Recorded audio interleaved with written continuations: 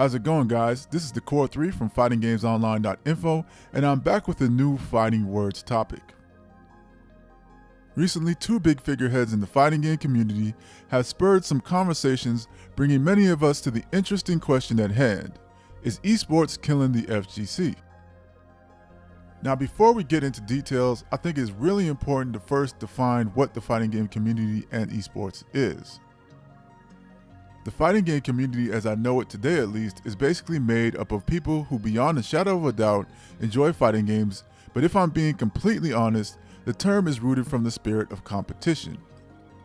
It is important for me to put an emphasis on competition because, in my opinion, the deepest passion for fighting games is steeped in competition without a question.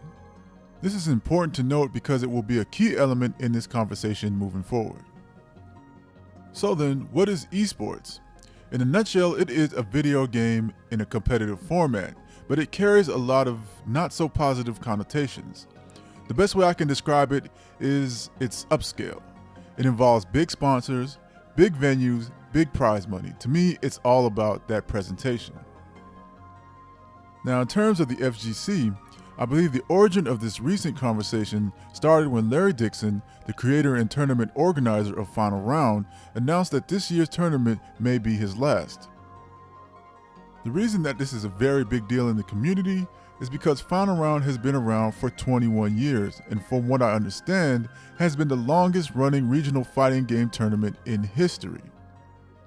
Details about this decision seem to mainly cite low attendance as one of the major factors behind closing the curtains, but there was certainly some criticism from the past events that affected this outcome as well.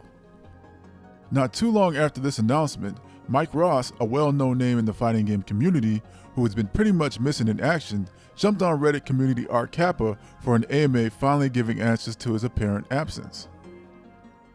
In it, he describes a feeling of fakeness within the community, noting that some of the people he has interacted with at events only seem interested in trying to make a name for themselves. He also talked about his dislike for Street Fighter V, which the last time I checked is the most popular fighting game in the community at the moment, and has somewhat been at the forefront of this debate. These two events have led into what has now become an engrossing conversation about the current state of the fighting game community and its ultimate identity moving forward. If you recall earlier, I mentioned that the FGC is rooted in the spirit of competition, but moving into 2009, something about this changed, and I believe there are two big reasons. The first big reason was online gaming. Online gaming became popular around this time, and when Street Fighter IV released with online play, it became a big gateway for human competition. Ultimately, this got people interested in coming offline and competing at events to test their skills. The second big reason was live streaming. For those who were reluctant or not interested in testing their mettle offline, these streams brought a little of the FGC into their living room at home.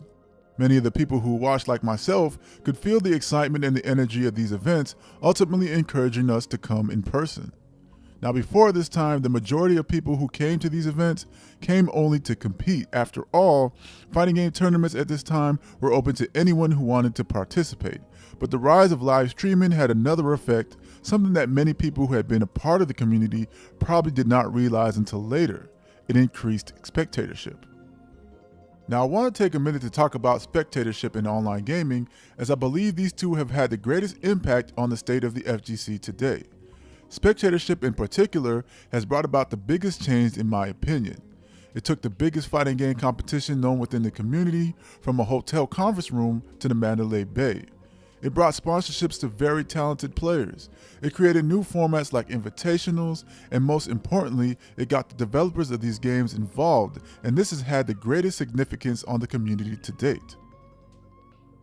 As I mentioned before, online gaming brought more players into offline tournaments, but what many online players found out when they came offline was that certain strategies did not work.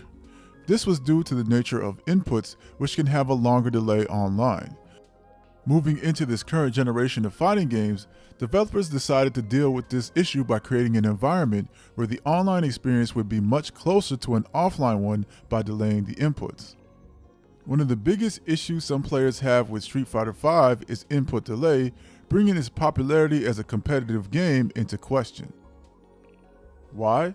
Well, its developers are the driving force behind not only the game, but a competitive ecosystem that is giving more players the opportunity to make a living. Even if players do not like the game and are even vocal about not liking it, they are not going to squander their opportunity. Now, giving more details as to how delaying inputs affects competitive gameplay would take too long to explain, so I will add Core 8 Gaming's analysis in the description box below so that you can get a greater understanding. As you can imagine, the rise in spectatorship has changed the nature of tournaments like Final Round as well. Tournaments are now like conventions, and organizers are doing their best to keep all things inclusive. Expectations are much higher than they were before. Now TOs are trying to provide 24-hour casual rooms. Tournament pools are expected to run without a hitch. People are traveling much farther to come to these tournaments, and things are becoming more expensive. This all leads to an even bigger issue. These tournaments have been built on a grassroots movement. Volunteering has been at the forefront of these tournaments for years, but now you are finding that many tournaments are understaffed and are struggling with the influx of competitors. In order for these tournaments to stay afloat, it is becoming a necessity to bring in sponsors to help cover costs and pay for the staff. This essentially leads to the inevitable conclusion that the esports model is creeping its way into what many knew to be a grassroots movement in the community. There are so many details that I'm leaving out to keep this video short as possible, but these are just a few of the things that I believe have brought us to this conversation. So to wrap this all up, is esports killing the FGC? I believe that depends on how you look at things.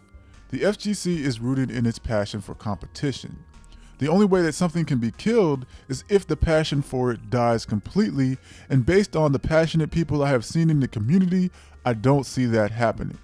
Grassroots and locals may decrease, and they may not get the much needed attention they deserve, but the camaraderie within this community will be that much stronger, and I think that is what's important.